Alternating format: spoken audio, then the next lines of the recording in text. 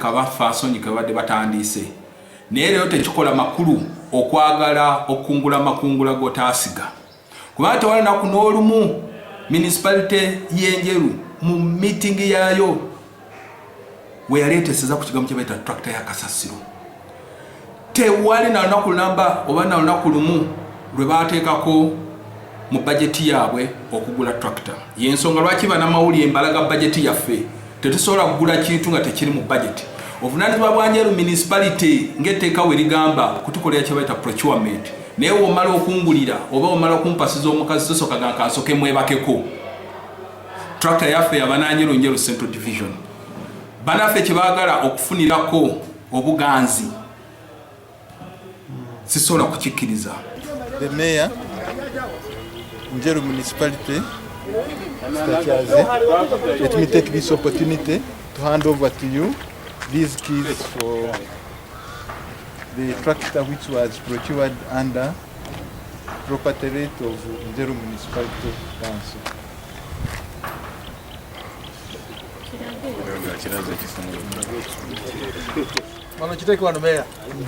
As the Mayor of Njeru Municipality, Kyazze City, I take this honor to officially hand over this key to the representative of the President, who is the RDC, to officially commission this tractor, which has been procured by Njeru Municipality Council under the tax, under the property tax.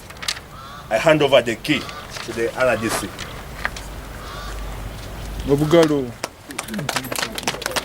Nze Kirigo Hakim, Deputy RDC District ye Buyukwe, ntwala omukisa guno ng'akikira omukulembeze w'eggwanga mu Buyukwe District okuhanding over tractor eno eyaguliddwa Njeru Municipality nga tugiwaayo mu Njeru Central Division ng'egenda kuyoola Kasasiro mu Njeru yonna nga teriiwo nti ate Njeru Central Division onka ne tractor ejja kuba yeetoola nga tawunikirako abagambye nti jagenda Wakisi ejagenda Enyenga ne wano mu Central Division ng'eyoola Kasasiro eggwanga lisobola okugenda mu maaso.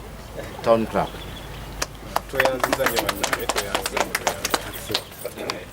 Sebo Town Clerk nsiimye okuba ng'otugulidde tractor eno. Kasasiro abadde amazeeko nnyo emirembe mukama wange mu Central Division naye kati ompewudde omuguguseewo mukama wange. Meeya RDC mwebalire nnyo mwebalire ddala. N'abakozi ba Njeru Municipal Council mwenna mwebale nnyo mwebalire ddala okuba obuwanguzi buno bwe tutuuseeko katugende tukole emirimu.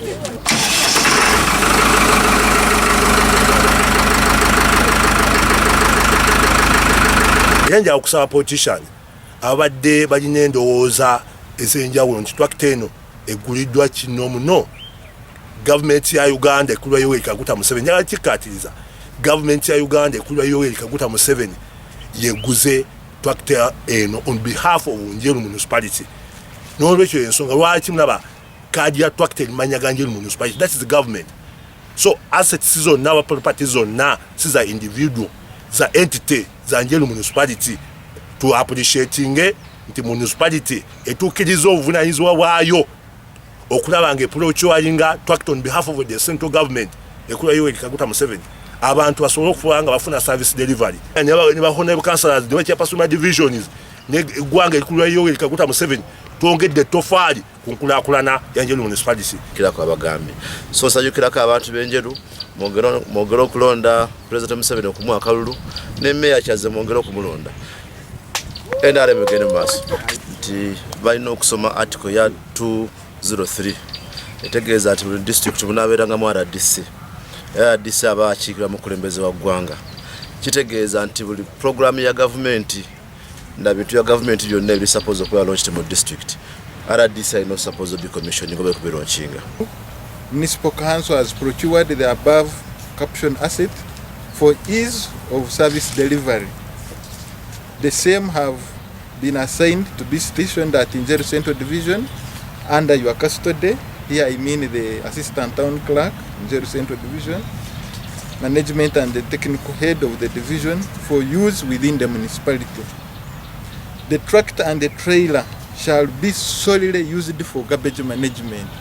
This I emphasize because if we dedicate this tractor to other functions, it might not go to its intended use. So I'm instructing you, the assistant town clerk, to strictly use this machine for garbage management in Central Division.